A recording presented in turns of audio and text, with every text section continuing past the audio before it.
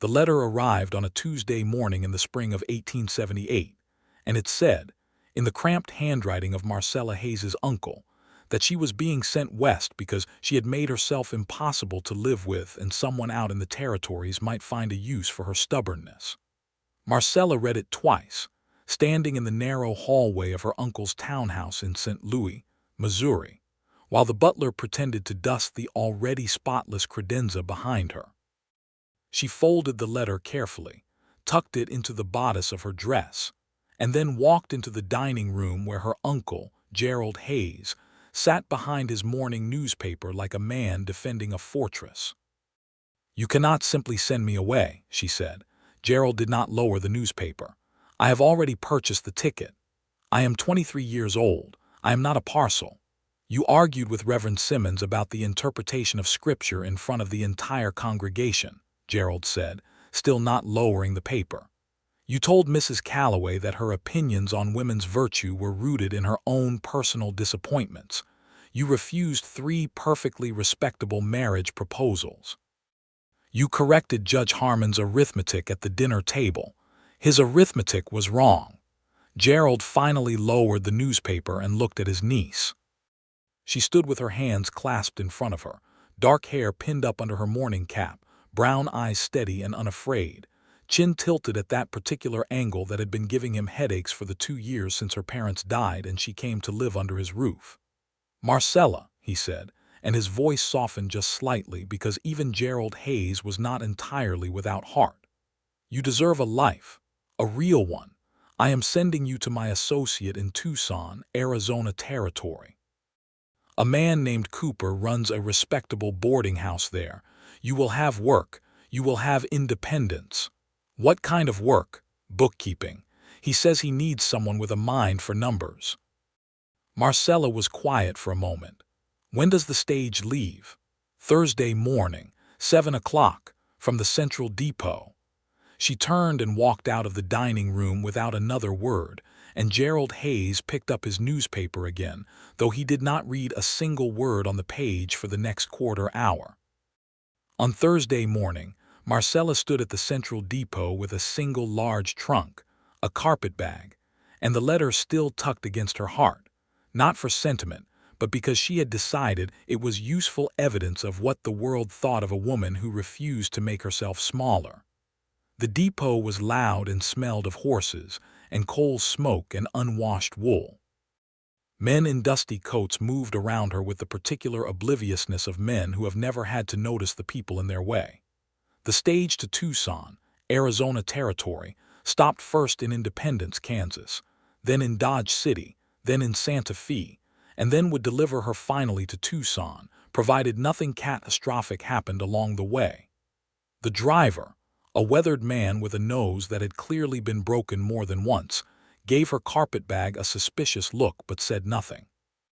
She was climbing into the coach when she heard a voice behind her, a low voice with a hint of something that might have been Irish somewhere in its history, not fresh off the boat Irish, but the kind that had been in America long enough to smooth itself out while keeping its music. "Pardon me, ma'am. You dropped this." She turned and found a man holding out a small notebook. She recognized it immediately because she always carried it, and she must have pulled it out when she was searching for her ticket and let it slip. He was perhaps 27 or 28, tall without being overbearing, with dark reddish-brown hair that needed cutting and green eyes that were doing something unusual, which was looking directly at her with interest rather than away from her, with the polite discomfort most men showed in her presence. He wore a plain coat, not the rough canvas of a trail rider, but something better, though it had seen considerable use. There was a leather satchel over his shoulder and his boots were good quality even if they were dusty, and he had the hands of someone who worked, broad-palmed and capable. "Thank you," Marcella said, reaching for the notebook. But he had already glanced at the front page, where she had written her name, and below it, in a moment of dry humor she had allowed herself, the words, "Sent west for being too difficult." She had written it the night before, sitting in her room at Gerald's house, because it had seemed like the honest thing to do, to name the thing rather than pretend it was something else. She had not expected anyone to see it. The man read it, and something happened in his face, not mockery, not pity, not the careful blankness people used when they encountered her. His mouth curved into something genuine and warm, and he looked up at her with those green eyes and he said, "Tell me more." Before the stage pulls away, Marcella Hayes stared at him. In 23 years, no one had ever said that to her. The driver called out that they were loading in 5 minutes, and behind her, the other passengers were climbing into the coach, a merchant and his wife, a young man who looked like a land surveyor, and an older woman in black who was clearly in mourning. The horses stamped and tossed their heads. "My name is Peter Donnelly," the man said, as if they had all the time in the world. "I am also going west. I have a seat on this stage as it happens." "Marcella Hayes," she said carefully. "Miss Hayes." He handed her the notebook with a small nod. "Why did they send you?" She should have been offended. She should have given him the kind of look she gave men who overstepped. Instead, she found herself saying, as she tucked the notebook back into her carpetbag, "Because I argued with a reverend, offended a judge, and refused to apologize for knowing things." Peter Donnelly's smile widened. "I was thrown out of university for writing a paper that disagreed with my professor's published work." "Were you right?" "Entirely," he said. He knew it too. That was the problem. The driver called again, and they climbed into the coach, Marcella on one side and Peter on the other, with the merchant couple between them and the surveyor and the woman in mourning completing the full complement. The stage lurched forward into the thick morning air of St. Louis, and the city began to fall away behind them. It took 3 days to reach Independence, Kansas, and in those 3 days, across rutted roads and jolting turns and the long flat stretches of Missouri spring landscape, Peter Donnelly and Marcella Hayes talked. Not constantly, not without interruption. There were hours of silence when the road was too rough for comfortable speech, and the rattling of the coach made conversation nearly impossible. There were meals taken at way stations where the food was indifferent and the company was varied. There was the night they stopped at a small town inn, Marcella sharing a room with the woman in mourning, whose name turned out to be Mrs. Eliza Forrest, who had lost her husband 6 months prior and was going to her daughter's home in Kansas.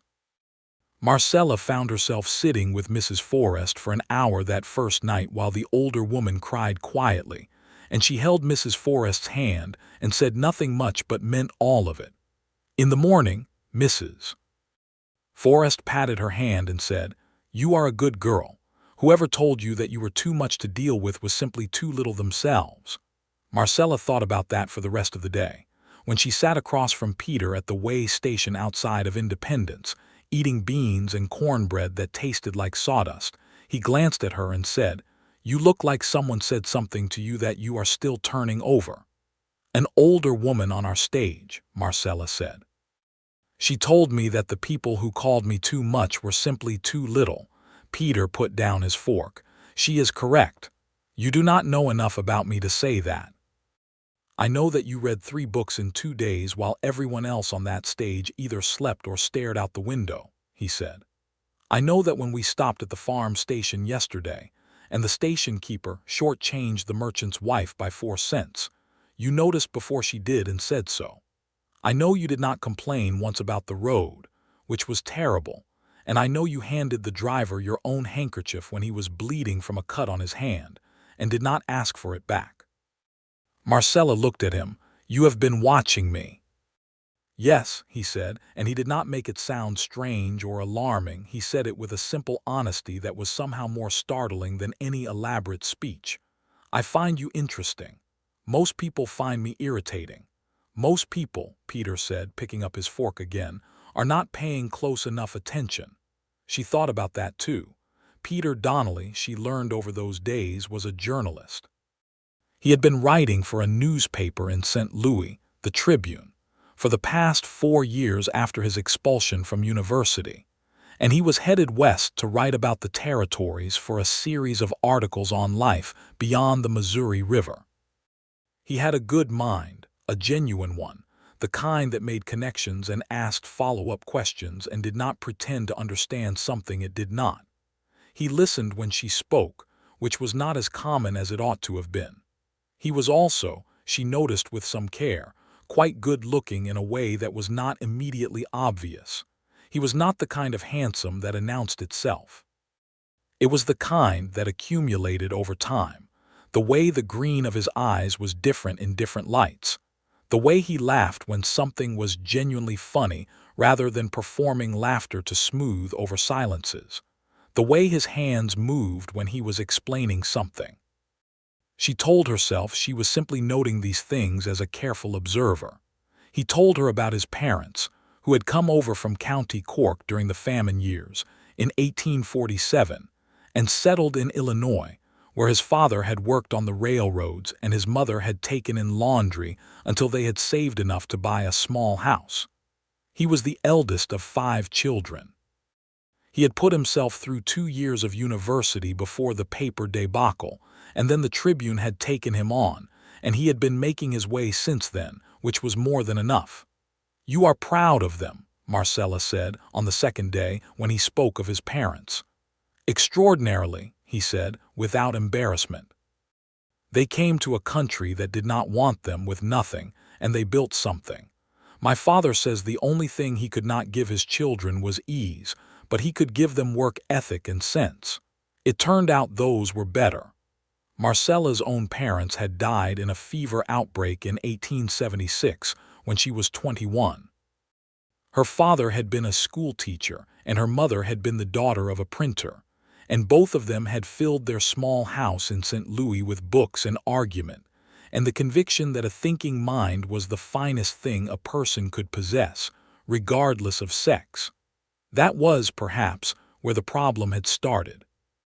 They had raised her to think and to speak, and then they had died, and the world had informed her firmly that speaking was not something women were supposed to do with quite so much confidence.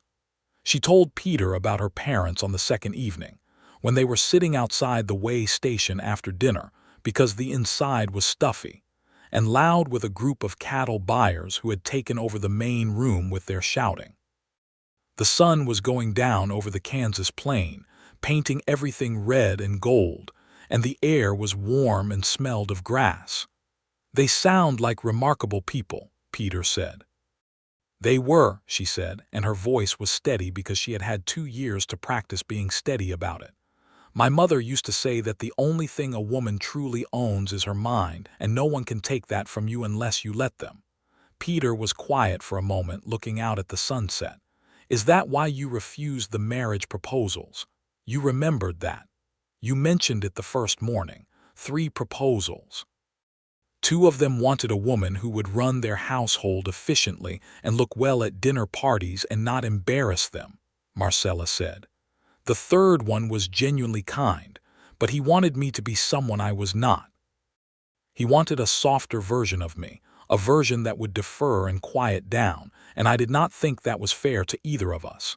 He deserved a woman who actually wanted to be that, and I could not become her simply because it was convenient." Peter nodded slowly. "That is an unusually clear-eyed thing to understand about yourself." "Is it? It seemed obvious to me. Most people, when they are lonely, will convince themselves they can be whoever someone else needs them to be," he said. "It takes courage to refuse that bargain." She looked at him. "Are you lonely, Mr. Donnelly?" He met her eyes. "Yes," he said, "I am quite lonely. But I have not yet found the thing that would cure it, so I am not inclined to settle for something that would only make it worse." They sat in the cooling evening air and watched the last of the light go out of the sky, and Marcella Hayes thought that this was the strangest and most interesting conversation she had ever had with a man she had known for 2 days, and she was not certain whether that was alarming or hopeful. They reached Independence on the 3rd day, and the stage stopped for a full day to rest the horses and allow passengers to board and depart. The merchant and his wife got off, heading to family north of the town. The surveyor got off as well. Mrs. Eliza Forrest was met on the platform by a young woman who was clearly her daughter, who hugged her with the particular ferocity of someone who has been worried for a long time. And Mrs. Forrest turned once before she was swept away and looked at Marcella and smiled. and Marcella felt something warm and a little aching in her chest. New passengers boarded. A cattle rancher named Horace Biggs, who smelled strongly of tobacco and took up rather more than his share of the bench. A young couple, newly married, who were heading to start a farm in New Mexico territory, and who held hands the entire time in the way that people do when they have just discovered something they cannot quite believe is real. And a man named Calvin Reese, who was quiet and neatly dressed, and who gave off the particular contained energy of someone watching things more carefully than he appeared to be. Peter found Marcella at the depot's small eating counter, where she was drinking coffee that tasted like it had been brewed sometime the previous century. "I have been doing some writing," he said, sitting next to her and pulling out the leather satchel. "For the series. I wondered if you would be willing to read something and tell me what you think." She looked at him. "You want my opinion. I want your honest opinion, which I have gathered is the only kind you give." She took the pages he offered. She read carefully, which she always did, and what she found was good. It was genuinely good. He wrote with economy and precision and a warmth that did not tip into sentimentality, and his eye for detail was sharp without being mechanical. He described the landscape of the plains in a way that made her feel the weight of the sky above them. But there was a passage about the native peoples of the territories that was well-intentioned and ultimately insufficient, treating them as picturesque background rather than as people with complex histories and ongoing lives. She told him so, directly and without apology. He was quiet for a moment, reading the passage again. Then he said, "You are right. I was writing around them rather than writing about them. I was so focused on the settler's perspective that I made the same mistake every other journalist makes, which is treating anyone who is not the Central European American story as scenery." "It is worth your time to correct," she said. "I know." He took the pages back and pulled out his pen. "Tell me what you observed that I missed." She had been reading, in her uncle's library in St. Louis, everything she could find about the Arizona Territory and the peoples who had lived there long before any American government claimed it. She knew it was incomplete and insufficient, the information available to her, filtered through sources with their own agendas and blindnesses. But she told him what she knew, and he listened and wrote notes, and then he said, "When we get to Tucson, I intend to find people who will speak honestly to me. Not as sources for a story about conquest and frontier drama, but as people who have lived these years and can speak to them in their own terms. That will require you to spend more time than your newspaper expects," she said. "Then I will negotiate for more time. And if they refuse, then I will find a way to write honestly anyway and deal with the consequences." She looked at him for a moment. "You are not what I expected," she said. "What did you expect?" "I am not certain." "Something more ordinary." His mouth curved. "I could try to be more ordinary if it would make you more comfortable." "Please do not," Marcella said, and she said it quickly without thinking, and then felt the warmth come into her face and was grateful for the low light of the depot eating counter. The stage left Independence the following morning, heading southwest toward Dodge City. The Kansas Territory opened up around them, vast and flat and sky-heavy, in a way that was different from anything Marcella had seen in the city-shaped world of St. Louis. She found herself leaning against the window frame and watching it go by with something that might have been. She thought carefully. Horace Biggs talked at length about cattle prices and the incompetence of various people he had done business with.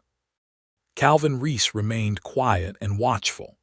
The newly married couple, whose names were Thomas and Adela Wren, looked at the plains with the bright, slightly terrified eyes of people who have committed to something enormous and are only now beginning to understand its scale. Marcella talked to Adela Wren for part of the second day out of Independence, sitting close together while the men were occupied, and found her to be sharp and determined, the daughter of a farming family from Ohio, 20 years old, not afraid of hard work but genuinely uncertain about what she was riding toward. "Are you afraid?" Adela asked her at one point. "Of what specifically?" "Of going somewhere new alone. Of not knowing what you will find." Marcella considered this honestly. I was afraid in St. Louis, she said. I was afraid of becoming something smaller than I am to fit into a life that was not large enough. The territory feels large. That does not frighten me. Smallness frightens me. Adela looked at her with something close to admiration. I wish I could think of it that way. You married someone for love and you are riding toward a life you are building together, Marcella said. That requires more courage than anything I am doing. Adela glanced across at Thomas, who was at that moment listening to Horace Biggs with the polite attention of a man trying to hide that he is not following a single word. He is a good man, Adela said softly. I hope we are enough for each other. You will be, Marcella said, and she meant it. That evening, when they stopped for the night at a way station run by a stocky woman named Martha Reeves, who produced an astonishing beef stew from what appeared to be very little, Peter sat next to Marcella at the long table and said quietly, What were you and Mrs. Wren discussing? Fear and courage and marriage, Marcella said. In that order, more or less. He was quiet for a moment, spooning stew. And what conclusions did you reach? That building a life with someone requires more courage than going somewhere alone, but that both require a certain willingness to not know how things will turn out. Do you have that willingness? She thought about it. I am acquiring it, she said. I did not used to. I used to want everything mapped and certain. My father used to say that I was the kind of person who needed to know the destination before I could enjoy the journey.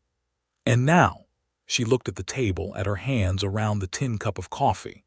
Now I am on a stage to Tucson, Arizona territory, because someone decided I was too much for St. Louis, and I find that I am not as angry about it as I probably should be.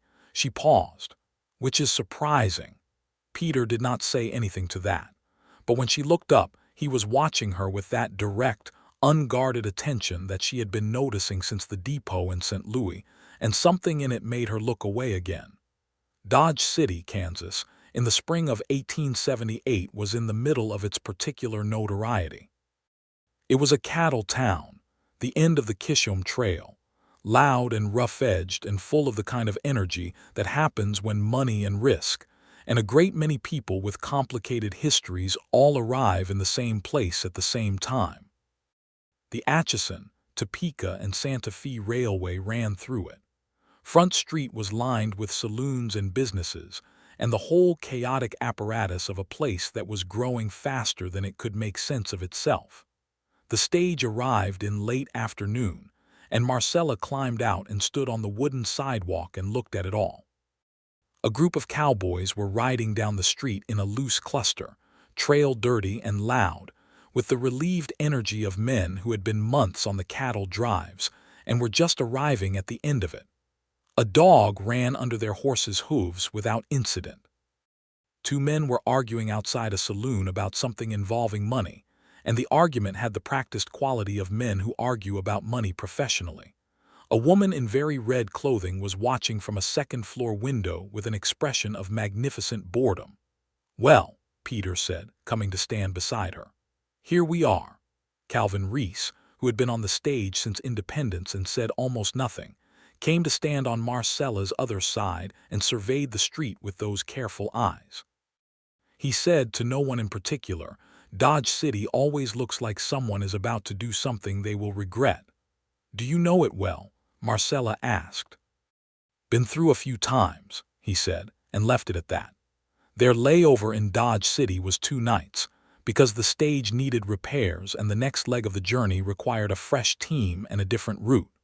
Marcella took a room at a boarding house on 2nd Street, a clean and quiet establishment run by a Mrs. Pearl Hathaway, who was a brisk, practical woman in her 40s who appeared to single-handedly manage everything that happened under her roof through sheer organizational willpower. Marcella liked her immediately. Peter was staying at the same boarding house, and they had dinner together that first evening with Mrs. Hathaway and 2 other boarders, a doctor named Ellis who was setting up a practice in town, and a very old man named Silas who had lived in Dodge City since before it was Dodge City and appeared to view everything that had happened to the town since then as a personal insult. What brings you west, Miss Hayes? The doctor asked, with the polite interest of someone making dinner conversation. "I was sent," Marcella said. Silas, at the end of the table, let out a sound that was either a laugh or a cough. "Best reason there is," he said. "Half the people worth knowing out here were sent." "And the other half?" Peter asked. "Ran," said Silas, and went back to his food. After dinner, Marcella and Peter walked along the quieter end of Front Street, while the louder end went about its evening business at considerable volume. The air was cooling and smelled of the dry edge of spring. The wide sky over the plains was full of more stars than Marcella had seen from the gas-lit streets of St. Louis, and she stopped walking without meaning to and looked up. "They are not this bright in the city," she said. "No," Peter agreed, stopping beside her. He looked up too. "My mother used to say that the stars were the same stars wherever you were, but in Ireland you could see them properly because there was not enough money there for all the lights to drown them out." Marcella smiled. "That is either very poetic or very bleak. With my mother it was usually both at once," he said, and his voice was warm with affection. They stood there for a while, and the sounds of Dodge City went on around them at a distance, and Marcella was aware of Peter standing close enough that she could have reached out and touched his arm, which was not a thing she had thought about anyone before in quite this specific way. "Can I ask you something?" she said. "Yes." "At the depot in St. Louis, when you read what was in the notebook," she paused. "Most people would have handed it back and pretended they had not seen it, or made some remark about it being unfortunate and moved on." "Yes," he agreed. "Why didn't you?" He was quiet for a moment, looking at the stars. "Because it was honest," he said. "It was the most honest thing I had seen written about a person by that person in a long time. People write all kinds of things about themselves, on letters of introduction and in polite conversation, things they think will make them seem acceptable and uncomplicated. You wrote the thing that you were in your own words as though it was something worth knowing rather than something to hide." He paused. "I have been looking for honest things," he said, "for a long time. Most things most people are not." Marcella looked at him. The starlight was doing things to his face that she thought, again, were worth noticing. "You are a romantic," she said, "for a journalist." "I prefer to think of it as a commitment to accuracy," he said. "The accurate thing about you is that you are extraordinary. I did not need more than 10 minutes to see that, and I did not want to let the stage pull away before I said so." The words settled in the cool night air between them, clear and unadorned. Marcella Hayes, who had never been at a loss for words in her life, said nothing for a full half-minute. Then she said, carefully, "That is the most direct thing anyone has ever said to me. I told you. I prefer accuracy." "Mr. Donnelly," she said. "Peter," he said, "given that we have been on a stage together for 4 days and you have read my work and told me what was wrong with it, I think we can manage first names." "Peter," she said, "I am not entirely certain what to do with you." He looked at her, and there was something in his eyes that was both light and serious at once. "That is fine," he said. "We have a long road to Tucson. There is time to figure it out." They went back to Mrs. Hathaway's boarding house under the enormous Kansas stars, and Marcella lay in her small, clean room and looked at the ceiling for a considerable time before she slept. The next day, while Peter spent the morning with his notebook talking to cattle drivers and merchants for his articles, Marcella helped Mrs. Hathaway with the boarding house accounts, because Mrs. Hathaway had mentioned that the bookkeeper had left 2 weeks prior and the books were a mess, and Marcella had offered before she thought about it. She spent 3 hours with the ledgers at the kitchen table, and at the end of it had found 4 errors, corrected them, reorganized the system in a way that would make future accounting considerably less painful, and written out clear instructions for whoever took over the role. Mrs. Hathaway stood in the kitchen doorway and looked at the results and said, "Young woman, where are you going and why are they letting you leave?" "Tucson," Marcella said, "and it was not entirely their choice." "Tucson's gain," said Mrs. Hathaway, and brought out a piece of apple pie that was, honestly, one of the finer things Marcella had eaten in recent memory. Peter came back at noon, sat across from her at the kitchen table with a plate of food Mrs. Hathaway had produced, and said, "I talked to a cattle driver this morning who has been on the trail 20 years. He said the work is killing him and he knows it, and he is going to do it again anyway because he does not know what else to be." I found it both depressing and deeply human. Will it go in the article? Some of it, not enough to identify him. He asked me not to. You agreed. Of course I agreed. He looked at her. How was your morning? She told him about the accounts, and he listened with genuine interest, asking questions about the specific errors and what they indicated about the previous bookkeeper's methods. And she found that she was explaining it with an enthusiasm that she usually kept tamped down, because most people's eyes glazed over when she started talking about numerical systems. Peter Donnelly's eyes did not glaze over. He leaned forward with his elbows on the table and asked a follow-up question about how she would structure the categories differently, and they ended up in a 20-minute conversation about accounting methodology that Marcella, afterward, realized had been one of the most enjoyable conversations she had had in years. She was becoming very aware, with a clarity that she found both exciting and slightly alarming, that she was in serious trouble. That afternoon, she wrote a letter to her Uncle Gerald. Not the letter she would have written 2 weeks ago, which would have been crisp and formal and limited to necessities. This one was longer, and she told him she was passing through Dodge City and that the journey was not what she had expected, and that there might be something useful in being sent to Tucson after all, and that she hoped he was well. She did not mention Peter Donnelly. There was nothing to mention yet, she told herself. There was just a man on a stage who was interesting and kind and paid attention, and who had called her extraordinary under the stars of Dodge City, Kansas. That was not a story yet. It was just a beginning, and she was not certain enough of it to put it in a letter to anyone, but she was beginning to think it might become one. The stage left Dodge City on a Tuesday morning, heading southwest. Calvin Reese got off in Dodge City, taking his careful eyes and his economy of words with him. The Wrens and Horace Biggs were still on board, along with 2 new passengers. A woman named Constance Drake, who was a schoolteacher heading to take a position in Santa Fe, and a compact, weathered man of about 50 who said his name was Jack Mora and who fell asleep before the stage had cleared the city limits and did not wake up, as far as anyone could tell, until they reached the next station. The landscape shifted as they moved into the south, the flat Kansas plain giving way to something different, less endless in its flatness and more varied, with dry hillsides and strange scrub growth, and a quality of light that was sharper and clearer than anything Marcella had seen. Constance Drake turned out to be delightful. She was 30 years old, precise and funny, and entirely committed to the project of teaching reading and arithmetic to children in a town that currently had neither school nor schoolteacher, and she discussed this project with the cheerful determination of someone who has decided that difficulty is simply part of the plan. "Are you not frightened?"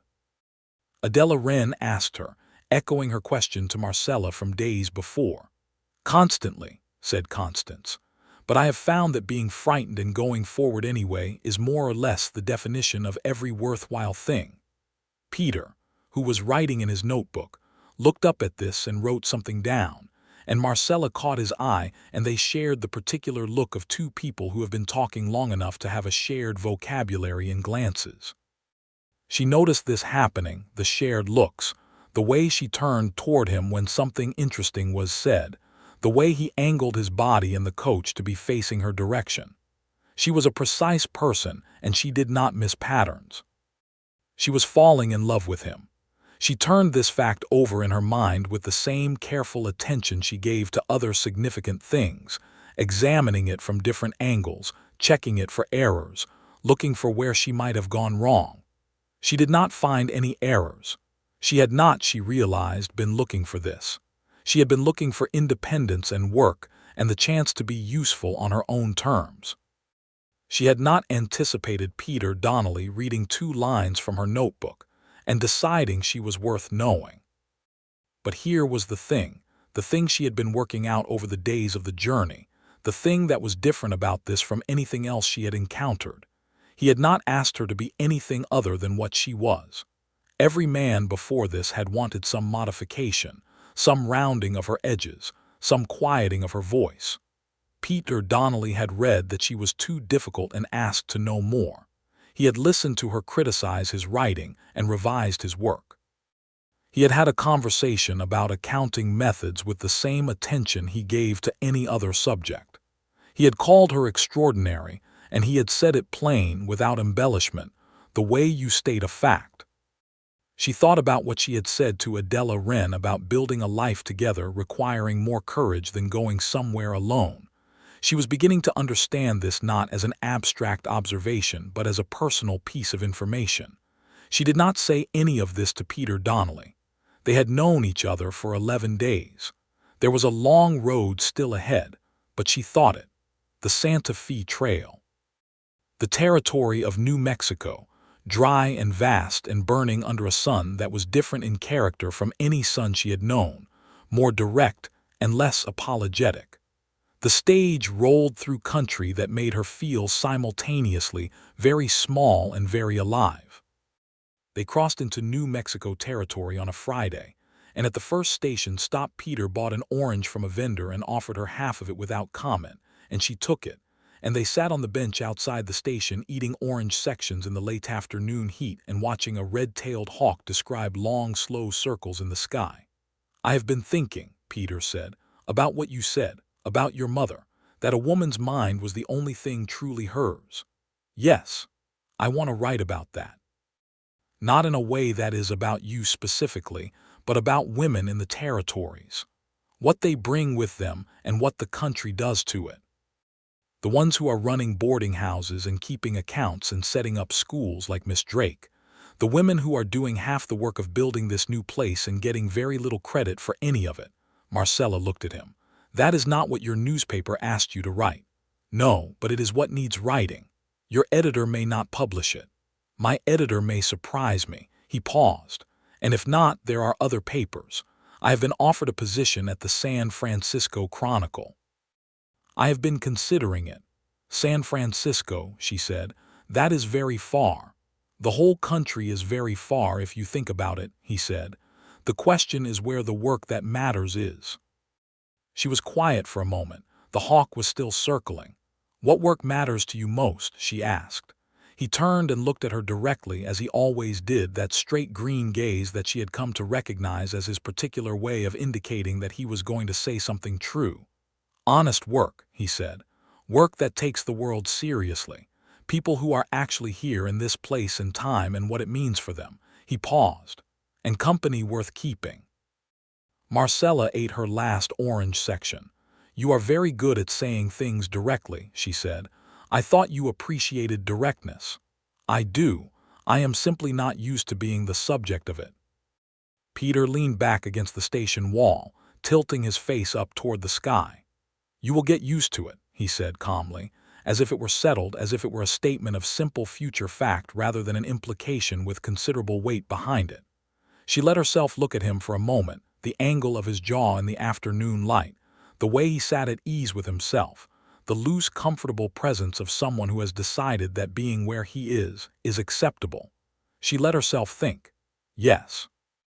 And then she put that thought carefully away for later, because the stage driver was coming back and calling them in. Santa Fe, New Mexico territory, was the most beautiful place Marcella Hayes had ever seen.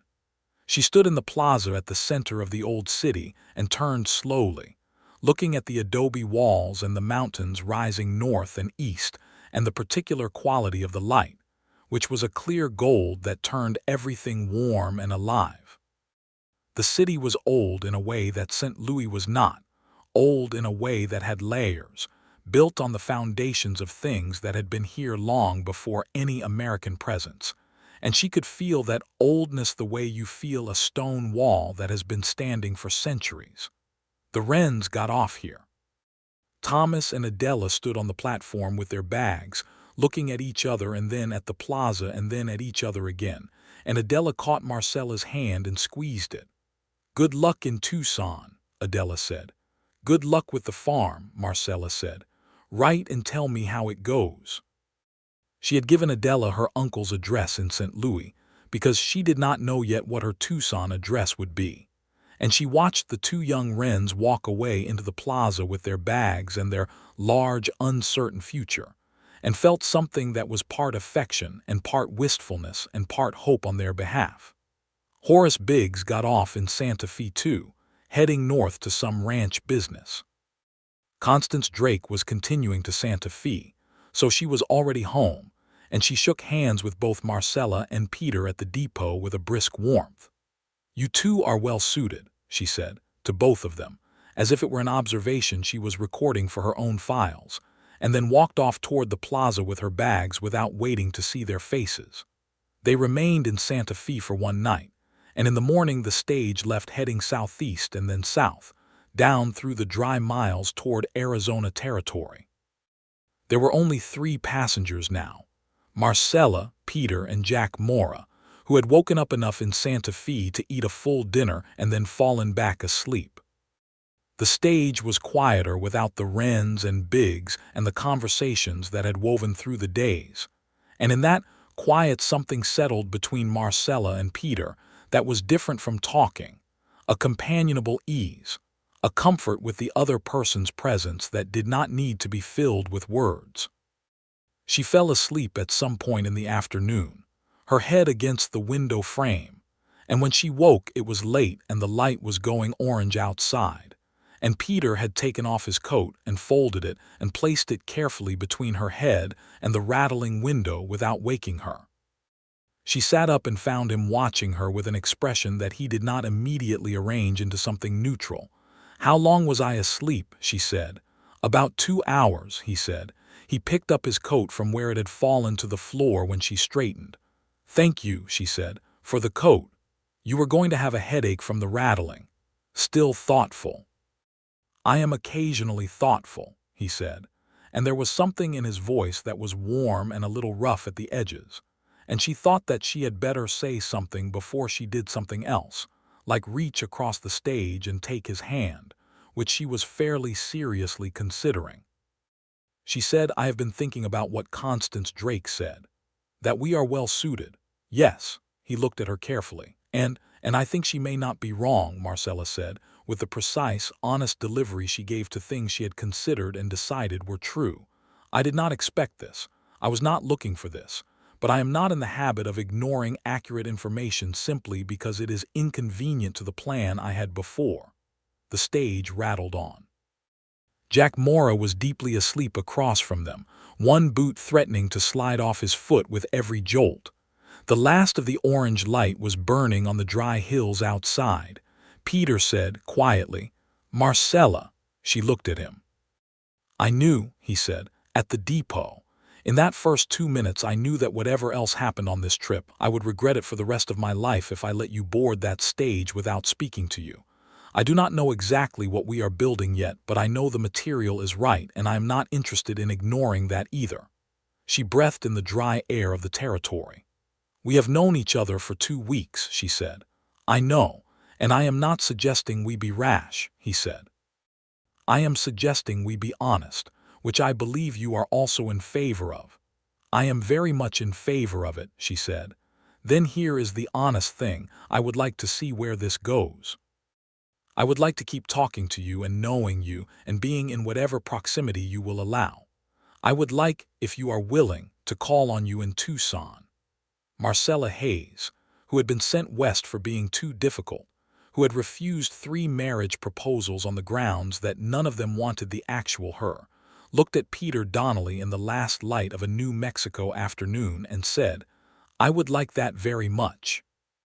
His smile was quiet and genuine, and it went all the way to those green eyes, and he reached across the stage and took her hand, and she let him, and they held on to each other on the rattling stage while Jack Mora snored across from them, and outside the window the territory rolled by in its ancient, enormous beauty.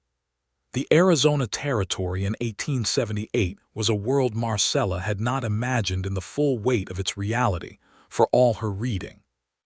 The landscape around Tucson was desert and mountain, saguaro cactus standing like vast sentinels in the afternoon heat. The Santa Catalina Mountains rising blue and jagged to the north. The air so dry and clear that distances seemed both larger and smaller than they were. The town itself was several thousand people by then, a mix of Mexican and American and native communities layered together in the complicated way of places that have been through multiple kinds of conquest and are still working out what they are. They arrived on a Wednesday afternoon, and the stage rolled into the depot on Congress Street, and Marcella stepped out onto the baked earth of the Arizona territory and felt the heat settle over her like a physical thing. Cooper's boarding house, where she was expected, was on Mayer Street, a clean adobe building with a courtyard and bougainvillea growing up one wall in a violent explosion of magenta. The proprietor, a Mr. Abel Cooper, was a broad-shouldered man in his 50s with a gray beard and a businesslike manner that warmed considerably when Marcella introduced herself, and he found that she had actual bookkeeping experience. "Your uncle told me you were competent," he said. "He did not mention that you had come all this way on your own." "I was on a stage with other passengers," Marcella said. "Still," he said, and there was a respect in his voice that she noted with some satisfaction. Her room was small but light, with a window that looked onto the courtyard, and she stood in it after Cooper showed her the house and breathed in the dry air that smelled of earth and unfamiliar flowers and thought, "Here I am. This is where I am." And it did not feel like exile at all. Peter had rooms at a hotel on Pennington Street, not far away. He came to call the following evening, as he had said he would, appearing at the door of Cooper's boarding house at 6 o'clock with his hat in his hand and looking, Marcella thought, slightly more formally arranged than usual, which meant he had combed his hair. Abel Cooper let him in with a raised eyebrow at Marcella that communicated several things at once, most of them good-natured, and she took Peter into the courtyard where the bougainvillea burned in the late light, and they sat in the chairs there and talked until it was full dark, and the stars of the Arizona desert were filling the sky. He had been to the offices of the Arizona Citizen that afternoon, the local paper, to introduce himself and establish contacts.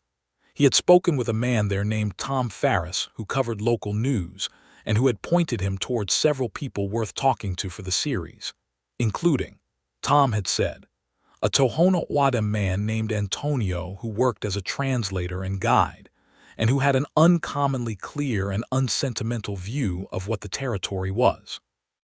"I want to talk to him," Peter said. "I want the articles to actually mean something, not the usual, here is the frontier, is it not dramatic and American kind of piece, something with real people in it. Will the Tribune publish that?" Marcella asked. "I have been in correspondence with the editor of the San Francisco Chronicle. His name is Whitmore. He is more progressive than my current editor. He has been asking me to come over for 2 years. Peter was quiet for a moment. "I am thinking I might write the best version of the series and see who deserves to publish it." "San Francisco," Marcella said again. "It is 4 days from here by rail," he said. "Once you connect in Los Angeles." She looked at him. "Are you telling me something?"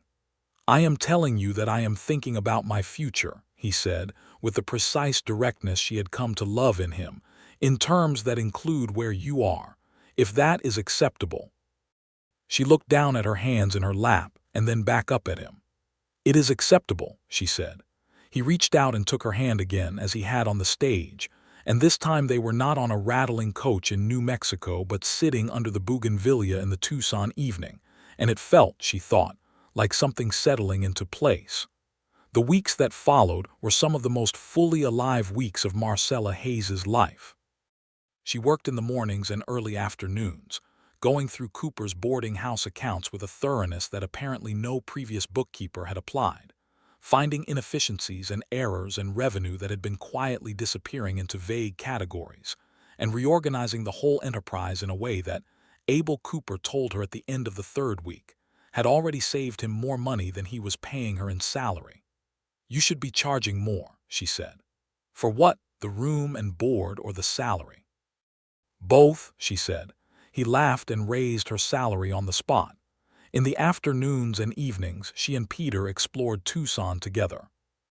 They walked the streets of the old barrio, the Mexican Quarter, where the buildings were adobe and old and the sounds were Spanish, and the food from the small establishments was extraordinary and spiced in ways that Marcella, who had grown up on Missouri cooking, found revelatory. Peter was working on the articles, talking to people, filling notebooks with careful observations, and she read his drafts and told him honestly what was missing, and he revised and asked more questions. He had found Antonio, the Tohono O'odham translator Tom Ferris had mentioned. Antonio was a quiet man in his 40s with an economy of expression that reminded Marcella of Calvin Reese on the stage, that contained watchfulness. He agreed to talk with Peter after 2 preliminary meetings in which he apparently assessed Peter's intentions and found them sufficiently honest.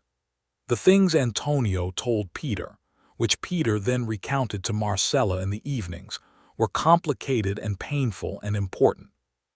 The dispossession of the Tohono O'odham and the Apache and all the peoples of the territory was not distant history.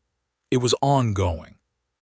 It was the ground they were standing on, the towns built over older places, the land claimed under laws that had simply decided the people already there did not count in the legal sense. Peter wrote about it carefully and with as much truth as he could get onto the page, and when he showed the drafts to Marcella she said, "This is the best thing you have written. Do not let anyone make you soften it."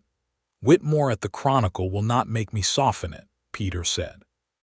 He wrote to say he wants the full series as written. "You accepted." "I accepted this morning," he said.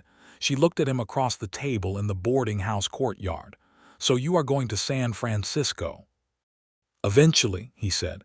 "I have enough material for the first 3 pieces. I intend to stay in Tucson at least 2 more months to finish gathering material for the rest." He paused. "And I am not going anywhere without speaking to you about it first." She set down her cup of coffee. "Peter, Marcella, you have been calling on me for 5 weeks," she said. "You have met my employer and he likes you. You have had dinner here 4 times. I have read all of your work in progress. I helped you draft a letter to Antonio explaining your intentions when your Spanish was insufficient, and his English was formal, and the particular nuance you needed required something between the two. You were invaluable for that." "I know I was," she said. "I am not being modest, I am building to a point." "I am listening," he said, and he was fully with that attentive stillness. "The point is that we have been circling around something that is quite obvious to both of us," she said, "and I'm a person who prefers not to circle, so I will say it plainly. I am in love with you. I have been for some weeks, possibly since Kansas, and I would like to know what you intend to do about it." The courtyard was quiet. Somewhere in the building, Abel Cooper was doing something in the kitchen that involved a pot and considerable noise. Peter Donnelly looked at her for a long moment with those green eyes and that face that she had been mapping over weeks, with a precision that she had only previously applied to numerical systems and literary texts. He said, "I intend to ask you to marry me." Marcella's heart made some kind of unreasonable movement in her chest. "I know it has been 6 weeks," he said, leaning forward, his elbows on the table, his voice serious and warm at once. "I know that is fast. I know that you came here for your own life and your own work, and I am not proposing to take any of that from you. I would not even know how. You would not permit it and I would not want to. But I love you, Marcella. I have loved you since you stood in a stage depot in St. Louis and handed me back my assessment of you as a fact worth knowing. I want to build a life with you, not with a version of you that is easier or quieter or smaller. With you." She looked at him across the table. She thought about the 3 proposals she had refused and what had been absent from all of them and what was present here, entirely and without qualification. "Yes," she said. He reached across the table and took her face in his hands and kissed her.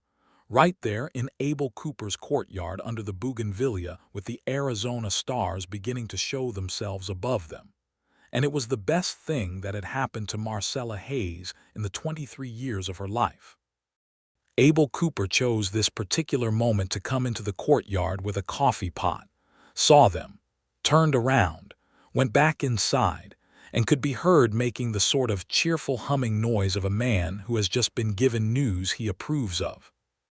They were married in Tucson in September of 1878, 6 weeks after Peter's proposal, in a small ceremony at the Church of San Agustin on the plaza, with Abel Cooper standing in as a witness and Constance Drake, who had written from Santa Fe after receiving a letter from Marcella, making the journey down specifically for the occasion, which Marcella thought was one of the finest things a person had done for her. The other witness was Tom Farris from the Arizona Citizen, who had taken to Peter with the warmth of a man who recognized a genuine journalist when he met one, and was glad of the company. Antonio brought a small gift to the celebration afterward, a piece of basket weaving that was an old Tohono O'odham tradition for marking new households, and Peter accepted it with a gravity and sincerity that made Antonio nod once in satisfaction. Constance Drake, at the celebration in Cooper's courtyard, which involved a remarkable amount of food that the Mexican cook who worked for Cooper had produced over 2 days of apparently inspired labor, stood next to Marcella and said, "I knew it in the stage. When two people look at each other the way you two do, the rest of it is just time." "You said we were well suited," Marcella said. "I said what I observed," Constance said comfortably. "It is a skill I try to teach my students. Look at what is actually there." Peter came to stand beside Marcella and slipped his hand into hers, and she leaned just slightly into his side and felt the warmth of him along the length of her arm and thought, "This is the thing. This is what it is supposed to feel like. Not diminishment, not the cautious joy of someone who has agreed to be less. This, the full weight of being known."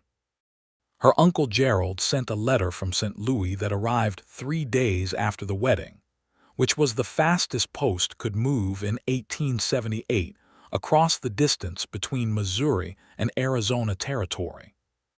He said he was glad she had found her footing, which was Gerald's way of saying he was sorry for the manner of her departure and glad of the result. He also said that if she wished to return to St. Louis eventually, she should know that there was always a place for her. She wrote back and told him she was well and happy and married, which she expected would give him a considerable surprise, and that she intended to remain in Tucson for the foreseeable future, and that she hoped he was in good health, and she meant it. Peter's articles were published in the San Francisco Chronicle beginning in October of 1878. The first 3 ran in consecutive weeks, and they were received with the kind of attention that surprised his former editor at the St. Louis Tribune, who wrote to say that they were extraordinary, and he hoped Peter had not entirely committed to the Chronicle, which Peter thought was one of the finer pieces of irony he had encountered professionally.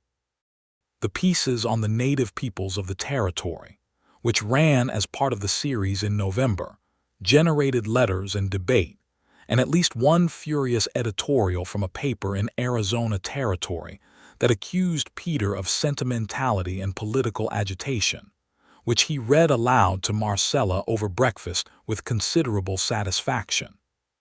"You have infuriated exactly the right people," she said. "That was the intention," he agreed, and poured more coffee.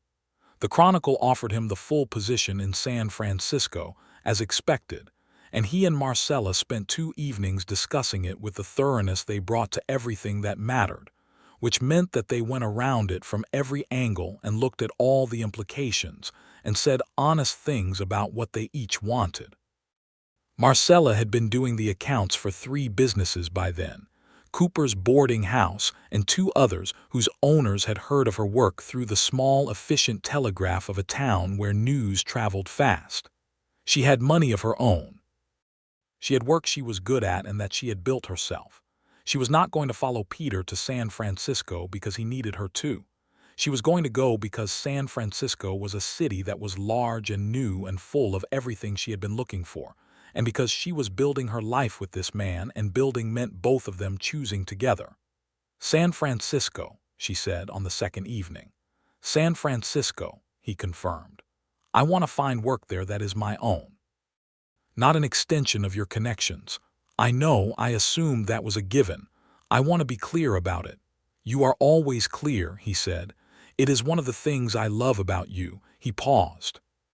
"There is a large and growing commercial sector in San Francisco that requires precisely your kind of financial skills. Whitmore at the Chronicle has a wife who runs the household accounts for 3 neighboring families as a professional service. She might be a useful connection for you on your terms." "Tell me about her," Marcella said. He told her. She listened. She asked 3 follow-up questions. She thought about it. "All right," she said. "San Francisco." They left Tucson in February of 1879, 6 months after their wedding, on a morning that was cool and clear and full of that extraordinary Arizona light. Abel Cooper shook Peter's hand and then hugged Marcella, which surprised her into hugging him back, and he told her she was the best bookkeeper he had encountered in 30 years, and he hoped whoever replaced her would be half as good. Tom Ferris came to see them off with a bottle of whiskey that Peter put in his bag for the journey. Antonio came as well, which was not something Marcella had expected and which moved her unexpectedly, and he said to Peter in the careful English he used for important things, "Write true things. There are not enough people who do." "I will," Peter said. "Thank you for trusting me." The stage to Los Angeles was the first leg, and then the rail connection from Los Angeles to San Francisco. And as they boarded the stage, Marcella thought of the morning 3 months before when she had climbed into a coach in St. Louis with her trunk and her carpet bag, and the letter against her heart that said she was being sent west for being too difficult. She did not have the letter anymore. She had burned it in Abel Cooper's courtyard, on the night of her wedding, not with bitterness but with the finality of something that had served its purpose and could go. Peter handed her into the stage and climbed in after her, and sat beside her this time rather than across from her, because they were married now and the world could see it, and she leaned against his shoulder as the stage pulled away from Tucson and felt his arm come around her, warm and steady. "What are you thinking?" he said, against her hair. "That I was sent west for being too difficult," she said, "and that it was the best thing that ever happened to me." "Tell me more," he said, and she could hear the smile in his voice, the deliberate echo of the first thing he had ever said to her, in the depot in St. Louis. She laughed quietly and turned her face up and kissed him on the jaw, which was the most dignified expression of affection available in a stage that might have other passengers at any moment, though in fact they were alone in it for this first stretch. "More," she said. "There is so much more." San Francisco in 1879 was a revelation. It was not a frontier town, and it was not St. Louis. It was something else entirely, a city built on the edge of a continent and the edge of the Pacific, layered with every kind of person and commerce and aspiration, loud and fast and strange, the fog coming in off the bay in the mornings, and the hills and the bay itself, and the whole magnificent mongrel energy of a place that was making itself up as it went. Marcella loved it from the first day. They took rooms in a boarding house on Sacramento Street while they looked for somewhere permanent to live, and within the first week, Marcella had called on Helen Whitmore, the Chronicle editor's wife, and come back to the rooms they shared with a bright-eyed look that Peter recognized immediately as the look she got when something was working. "She is remarkable," Marcella said, pulling off her gloves. "She has built an entire practice, 7 clients, all substantial households or small businesses, and she has done it entirely by referral. She is looking for a partner." "A partner," Peter said. "She has more work than she can manage alone. She wants someone whose skills she trusts." She spent 45 minutes with me going through her methods and asking me questions, and at the end she said she would like to propose a partnership arrangement, with equal share of revenue on any clients I bring in and a percentage of growth on her existing clients. Marcella sat down across from him. "It is good business, and it is precisely what I wanted. Did you accept?" I told her I needed to review the proposed arrangement in writing before agreeing to anything specific.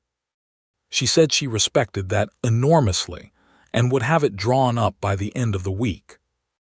Peter looked at his wife with an expression that contained love and admiration, and the particular warm satisfaction of someone who is exactly where they ought to be with exactly the right person. "Of course you did," he said. She accepted the partnership arrangement the following week, after reading it thoroughly and negotiating 2 clauses that she felt did not adequately reflect her contribution. Helen Whitmore, she would say later, accepted the renegotiated terms without complaint and with visible approval, and their professional partnership, which would last many years, began on that foundation of mutual honesty. Peter's work at the Chronicle was everything he had hoped: a city with enough happening in it to provide material indefinitely, a paper with the appetite and the courage to publish things worth publishing. He and Marcella ate dinner with the Whitmores once a week and developed the kind of friendship that happens between couples who have found their equals, the dinner conversations running long and ranging wide and always coming back to the things that mattered. They found a small house on a hill in the autumn of 1879, a Victorian row house with bay windows that looked out over the rooftops toward the water, and they moved their things into it on a Saturday with the fog coming in and the smell of the bay in the air. And that evening, they sat on the floor of the main room amid the unpacked boxes, with a bottle of wine Tom Ferris had sent from Tucson as a housewarming gift. And Peter read aloud from his current work, while Marcella sat with her feet tucked up and her own reading in her lap, and occasionally interrupted to suggest a better word. This was, she thought, what a life was supposed to be. In the spring of 1880, Marcella discovered she was expecting a child. She told Peter on a Tuesday evening, directly and without preamble, because that was how she did everything. He was sitting at his desk in the study they had made from the back bedroom, editing copy, and she stood in the doorway and said, "I am expecting a baby." He put down his pen very carefully and turned around in his chair and looked at her, and she saw something move across his face that was so large and unguarded that she felt her own throat tighten. "When?" he said. "October, I think. I will see Dr. Reeves to confirm."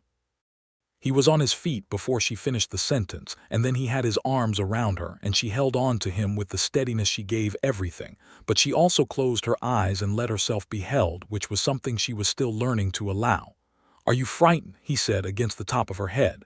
"A little," she said honestly. "Are you?" "Terrified," he said, and his arms tightened.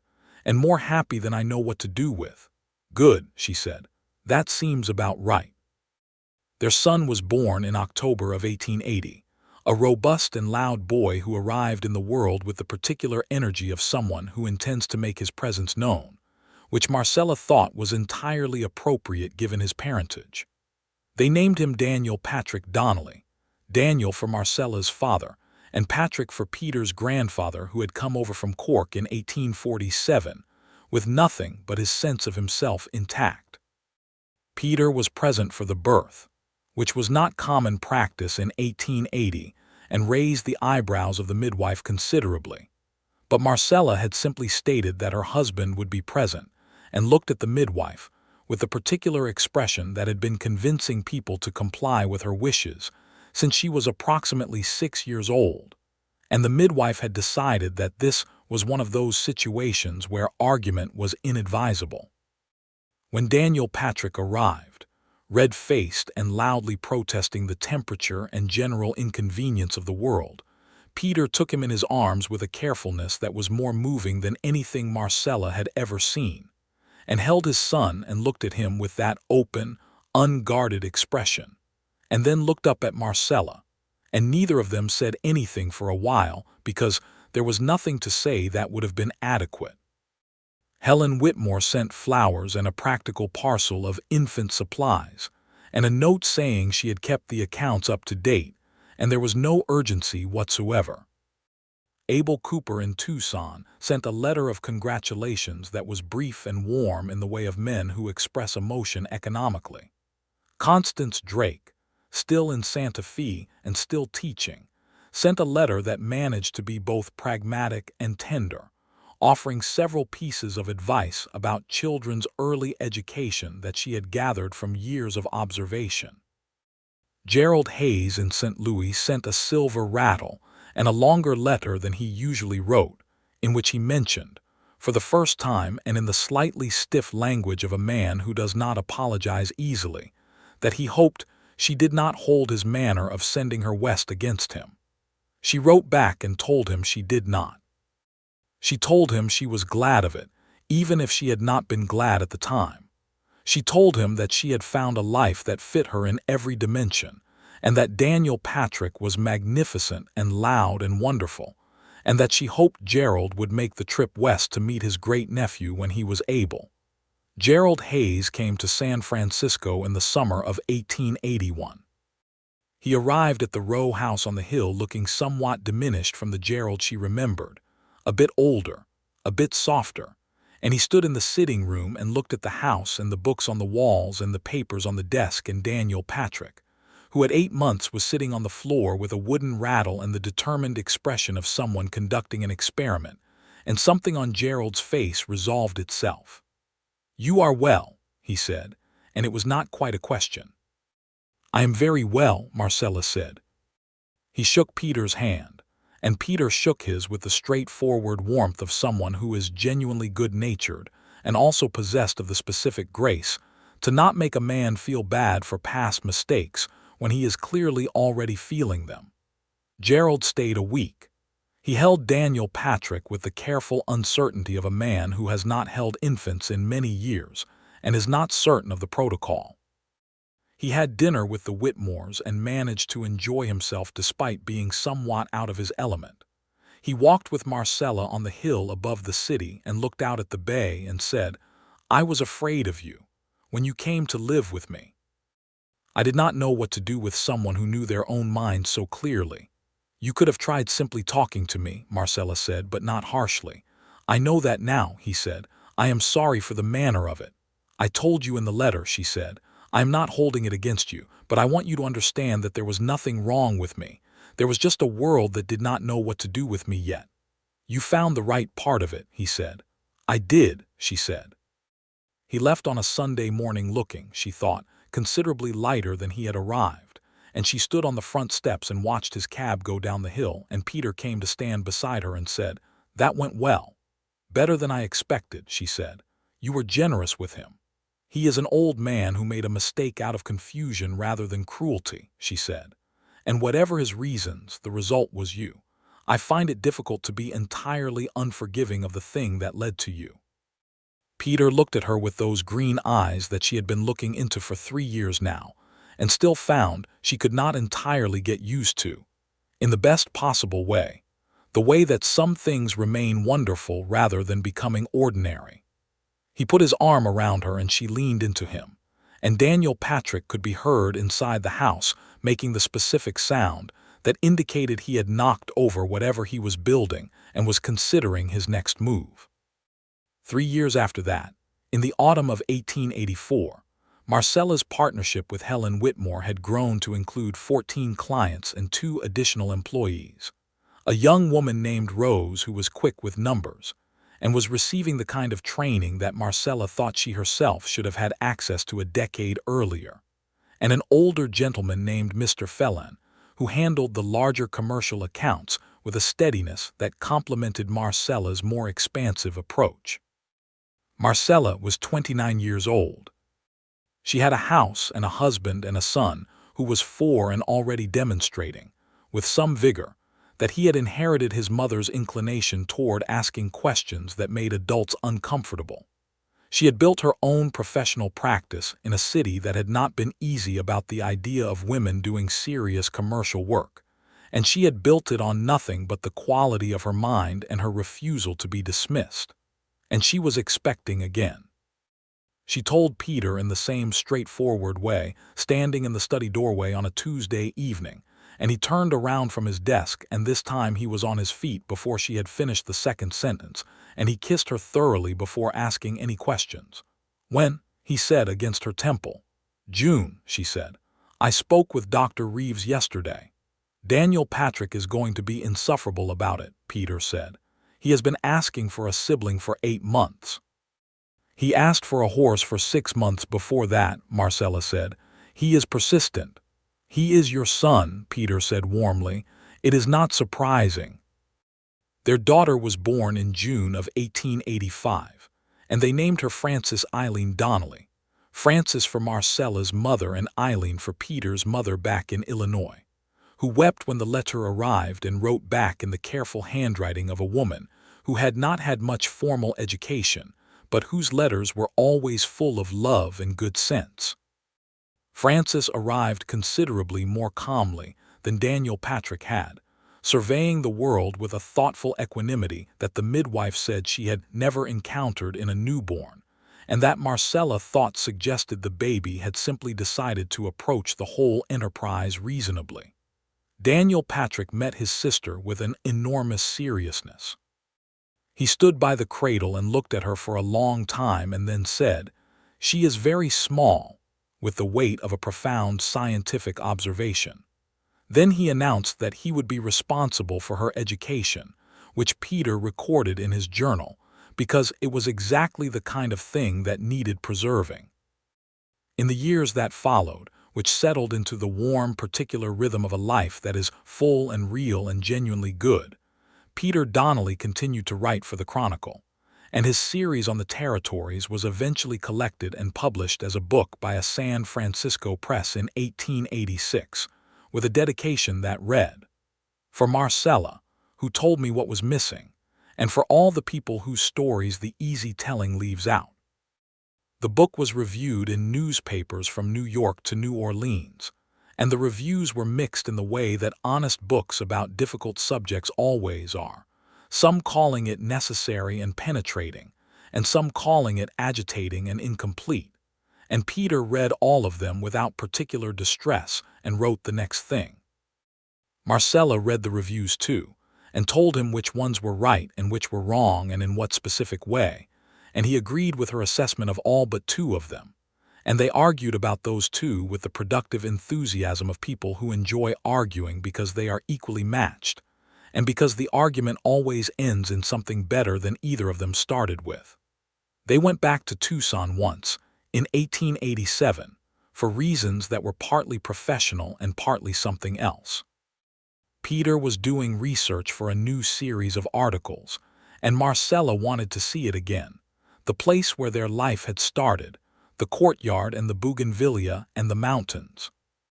Abel Cooper had retired and sold the boarding house, but the new owner was a woman named Mrs. Suarez who had run the place well and kept the courtyard, which was more bougainvillea than ever, a whole wall of it. They stayed 2 nights, and on the second evening Marcella sat in the same chairs where Peter had proposed to her 9 years before, and the mountains were blue in the distance, and the bougainvillea was exactly the same violent magenta. "It looks the same," she said. "Some things hold," Peter said. She looked at him across the courtyard, and the evening light was doing things to his face that 9 years of marriage had not made her take for granted, because she was not the kind of person who took good things for granted when she knew what the alternative was. "Do you know what I think about sometimes?" she said. "Tell me." "I think about the version of me that was standing in that depot in St. Louis with the carpetbag and the letter, and had no idea what was ahead," she said. How frightened she was, underneath the steadiness she was performing, how certain she was that the world would keep trying to make her smaller. And I want to go back and tell her that someone is about to read the notebook and ask to know more, Marcella said, that the whole thing is about to become something she cannot imagine. Peter reached across and took her hand, as he had on the stage in New Mexico 9 years ago, and she held on as she had then, and the Tucson evening settled around them, warm and quiet and full of that ancient light. "I would like to go back too," he said. "What would you tell yourself?" "To not even consider letting the stage pull away without speaking to her," he said, "which I was not going to do anyway, but I would like to be very clear about it." She laughed, and it was the laugh of a woman who is completely and fully where she is, who has not made herself smaller to be here, who is living in the full dimensions of her own life. She laughed, and the bougainvillea blazed and the mountains turned purple in the distance, and Peter Donnelly looked at his wife with the same attention he had given her since the first moment in the depot, unchanged by time, incapable of diminishment. They went back to San Francisco with the children, who had stayed with the Whitmores, and Daniel Patrick demanded to know everything about Tucson with the determined thoroughness of a 7-year-old who suspects he has missed something important. And Francis sat in Peter's lap on the train and looked out the window at the territories passing by with those thoughtful eyes. The years accumulated the way good years do, full of ordinary beauty, the children growing and becoming themselves in ways that were constantly surprising. Daniel Patrick developing a passion for the natural sciences that meant the house was full of rocks and pressed plants and careful drawings of insects.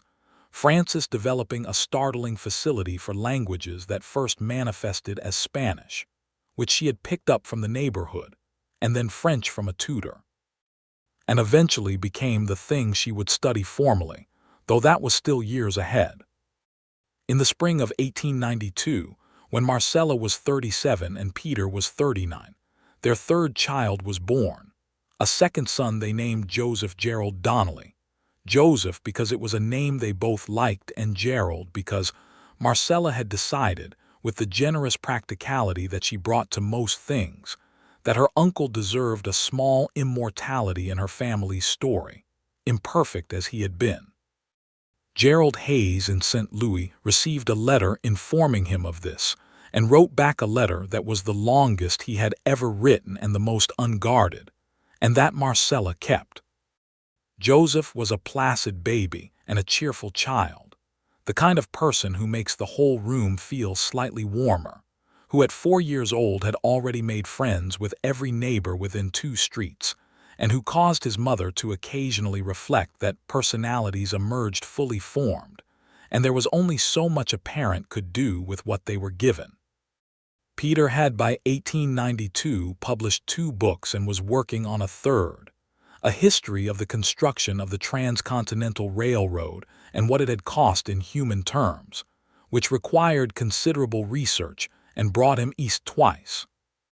Each time he came home, he brought Marcella something specific that he had found along the way, not general gifts but particular things he had seen and thought she would find interesting. A small fossil from the Nevada desert, a book of engravings from a printmaker in Chicago, a packet of letters from a historical archive that pertained to a land dispute she had been reading about.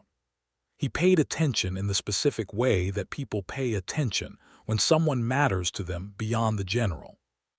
She always brought him something too, when she traveled for her work, which she did occasionally, to Sacramento and Los Angeles, twice to Portland.